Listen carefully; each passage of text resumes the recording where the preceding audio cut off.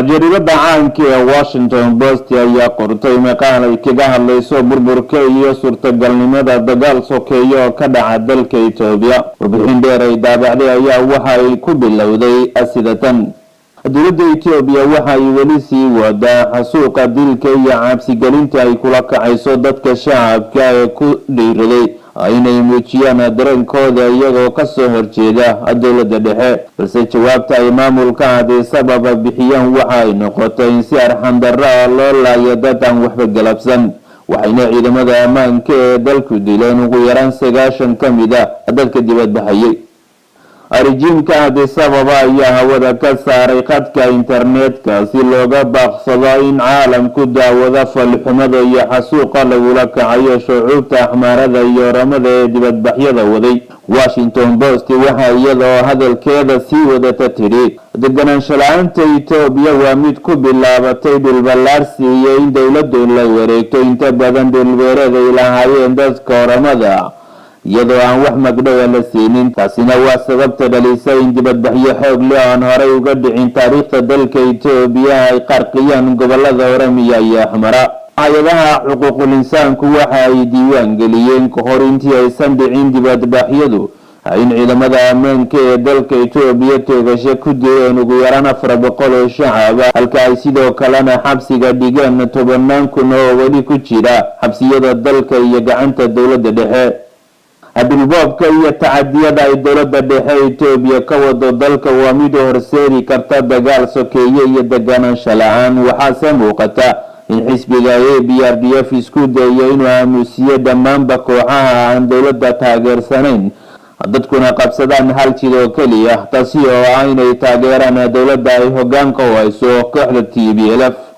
Washington Post ayaa mar kale tiri dowladda Mareykanku waxa ay muddo dheer ku tiirsanayd Itoobiya marka laga hadlayo arrimaha argagixisada gobolka, gaar ahaan dagaalka lagula jiro ururka Al-Shabaab ee Soomaaliya, taasi oo suurtagelisay in maamulka Washington Addis Ababa ugu deeqo $10 bilyan, iyadoo sidoo kalena lacagahan looga faa'iideysanayo in lagu horumariyo kaabayaasha dhaqaalaha Itoobiya iyo xuquuqul insaanka. toddobaadkan ayay safaaradda Mareykanka ee Addis Ababa waxay si taxadar ku jiro uga tacsiyeysay dadkii lagu laayay dibadbaxyada dalka ka dhacay, waxayse ka gaabsatay in dowladda Itoobiya lagula xisaabtamo dambiyada ay galeen ciidamada ammaanka ee dalkeeda.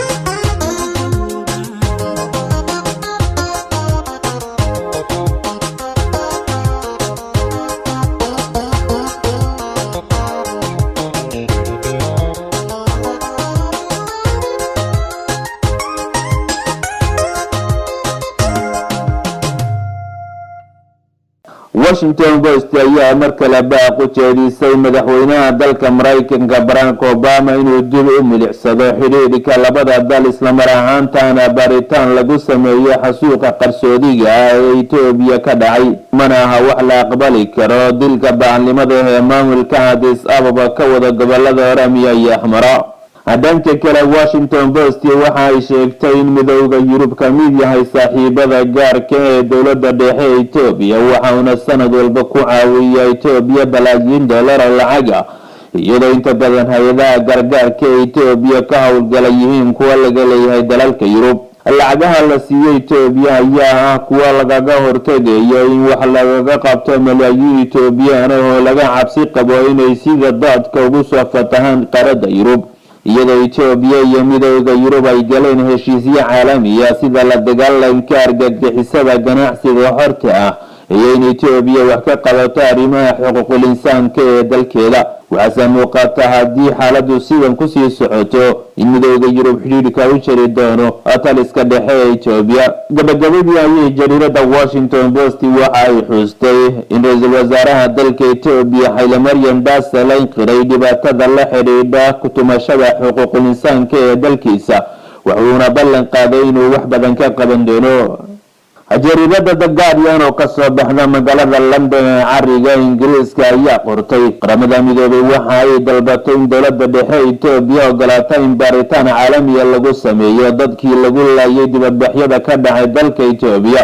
ugu yaraan waxaa qulqulatooyinka iyo rabshadahan ku dhintay dad gaaraya 50 ruux waxaana muuqatay in dadka dibadbaxaya ay si toos ah uga soo horjeedeen dawladda Itoobiya iyadoo waliba goobaha ay ka socdaan dibadbaxyadu tahay labada gobol ee Axmarada iyo Oromada oo ah kuwa ugu muhiimsan dalkaasi. boqolaal ayaa toogasho lagu diray guud ahaan Itoobiya waxaana idiin sheegaynaa in bulshadu u baahan tahay isbedel muuqda iyo dimuqraadiyad. sidaasi waxaa yidhi sargaal ka mid ah xisbiyada mucaaradka ee dalka Itoobiya oo ka gaabsaday in magaciisa la xuso. wakaalada wararka ee caanka ee Reuters ayaa qortay warbixin dheer ay kaga hadlaysay in Itoobiya u muuqato dal guul daraystay. warbixinta ayaa waxa ay ku bilowday boqolaal kun oo Itoobiyaan ayaa isugu soo baxay wadooyinka si ay u muujiyaan dareenkooda iyo inaysan ku qanacsanayn maamulka dhexe balse nasiib darrada dhacday ciidamada ammaanka ee dalka ayaa toogashaan kala sooc lahayn kala hortagay dadka banaanbaxayay. talabada dawladdu ku dhaqaaqday ma aha mid sahlan waxayna abuuri kartaa in Itoobiya ku dhacdo dagaal sokeeyo oo lagu hoobtay. xisbiga talada haya ayaa waxa uu iska dhegatira baaqiyo caalamiga iyo talabixin ay siiyaan axsaabta mucaaradka ee dalka Itoobiya. sargaal ka tirsan xisbiga OPC ee Oromo People's Congress ayaa waxa uu leeyahay wax ka qabashada ammaan ee dalka Itoobiya waa mid xilligeedii la soo dhaafay waxaana guud ahaan wadanka ka socda isbedelo lagu doonayo in lagaga takhaluso kooxda TPLF. shacabka reer Itoobiya ma aha kuwa argagixisaha sida ay aaminsan yihiin kuwa xoogga ku haysta talada dalka ee waa dad raadinaya xuquuqda aasaasiga ah ee ay ahayd inay helaan. waxaase muuqata in hadda khaati laga joogo dulmiga iyo hagardaamada soo socotay muddo ku dhow 25 sano. wakaalada wararka ee Reuters waxa ay mar kale leedahay nolosha shacabka reer Itoobiya waa mid ciriiri ku jirta dawladuna waxa ay u muuqataa koox burcada oo wax walba iyadu boobaysa. haddiise aysan qorshahan wax iska bedelin waxa uu baalaa in Itoobiya ku dhici doonto god dheer iyadoo si dhaqso ah ay u bilaabmi doonaan dagaalo sokeeyo oo khatar gelin kara nolosha kumanaan ruux oo shacaba. xisbiyada mucaaradka ee dalka ayaa sheegay in dad kor u dhaafayo 3,000 dibadbaxayaal ay dowladdu xidhay iyadoo qaar ka mid ah dadkan laga cabsi qabo in dal lagu khaarajiyo. wakaalada wararka ee dalka Itoobiya ayaa tibisay in dadka banaanbaxay ahaayeen kuwa argagixisa dalka qasiya lab ka waday balse ciidamada ammaanku gacan bira ku qabteen. waxa ay ka gaabsatay inay faahfaahin ka bixisa khasaaraha ka dhashay rabshadaha ka dhacay dalka Itoobiya. dowladda dhexe ee dalka Itoobiya ayaa hawada ka saartay guud ahaanba khadka internetka si looga baaqsado in isku soo baxyo hor ay ka dhacaan gobolada Oromiya iyo Axmara.